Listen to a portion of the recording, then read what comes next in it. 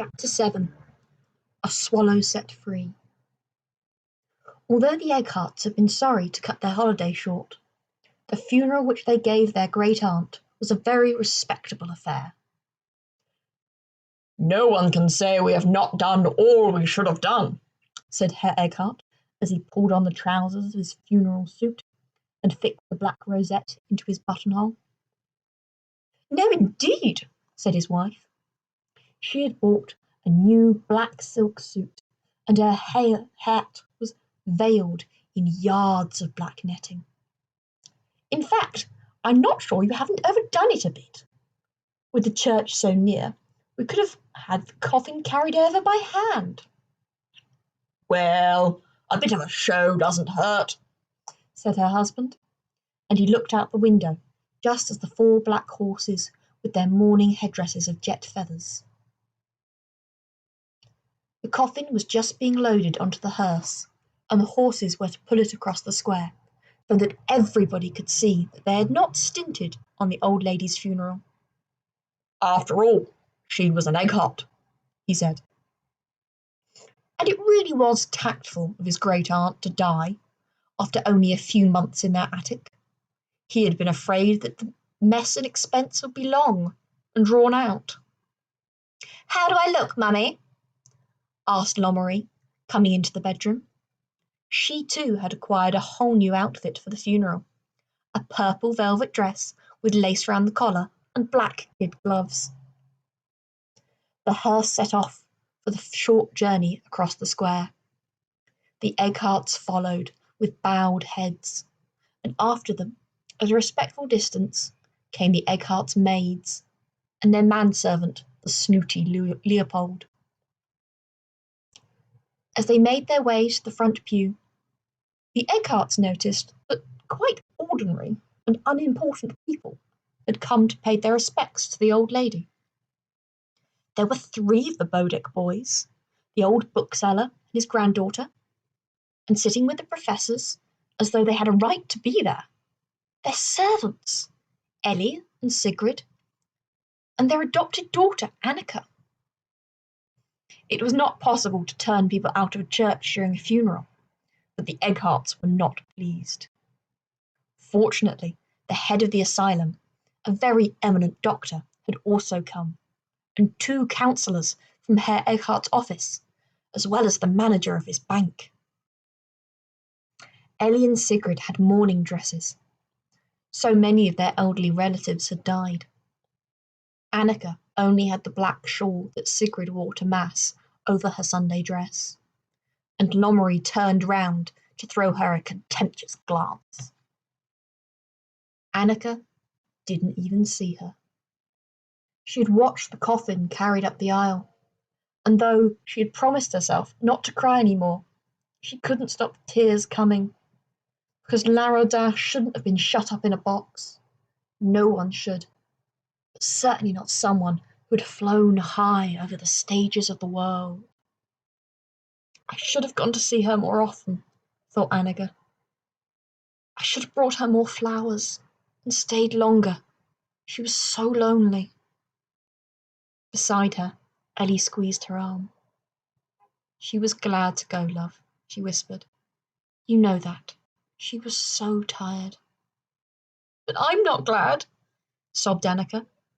"I didn't want her to die."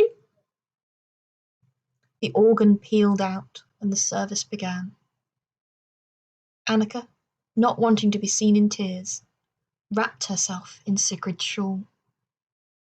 The Latin words of the service were dark and frightening. Though the priest spoke about resurrection, he seemed to spend more time on the yawning grave and the dust to dust.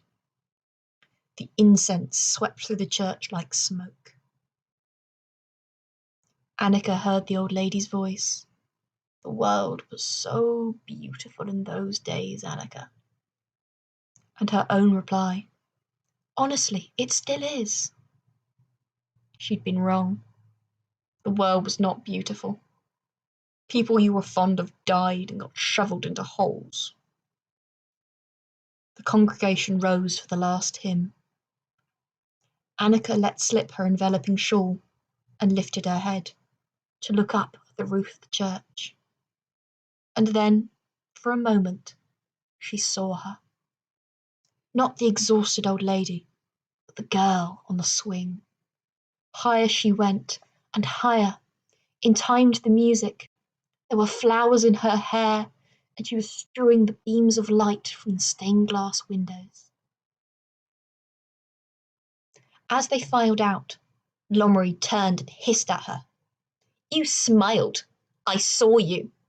You smiled because my poor great aunt is dead." Annika looked at her. "Yes," she said. "I smiled." The funeral tea, like the funeral, was a most dignified affair.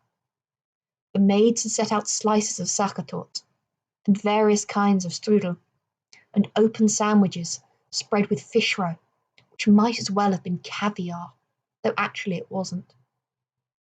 Needless to say, the servants from the professor's house were not invited back, nor the Bodeks, nor the old bookseller and his daughter, but the head of the asylum stayed, and the councillors, and the manager of the bank.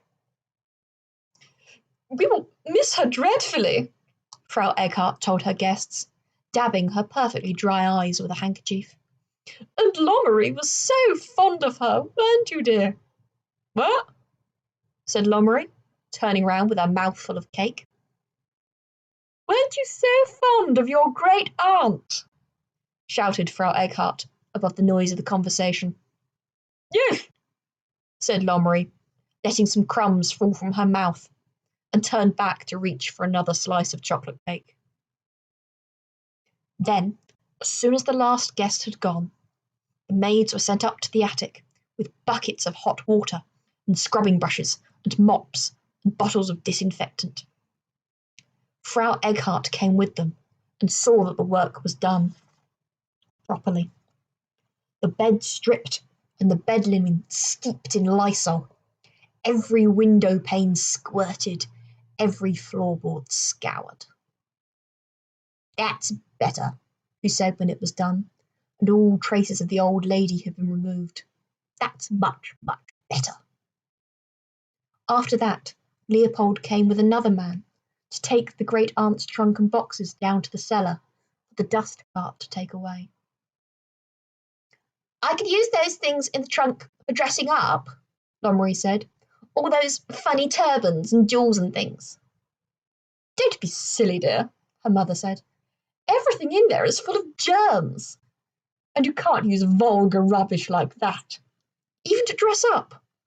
You'd look like a circus horse."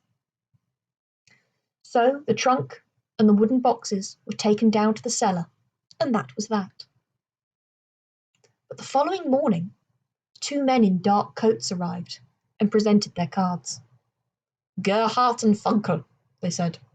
"We work for the firm in the Karnhardtstrasse, the old lady's lawyers. She left a will. We have to take all her possessions into safekeeping. Here are the papers."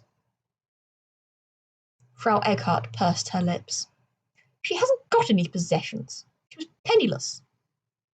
"It says here, a large tin trunk and 2 wooden boxes." "That's all rubbish. It's in the cellar, waiting to be carted away." "Nevertheless, we would like to take charge of it." "I tell you, it's all vulgar rubbish." "But perhaps not to her," said the lawyer's clerk quietly.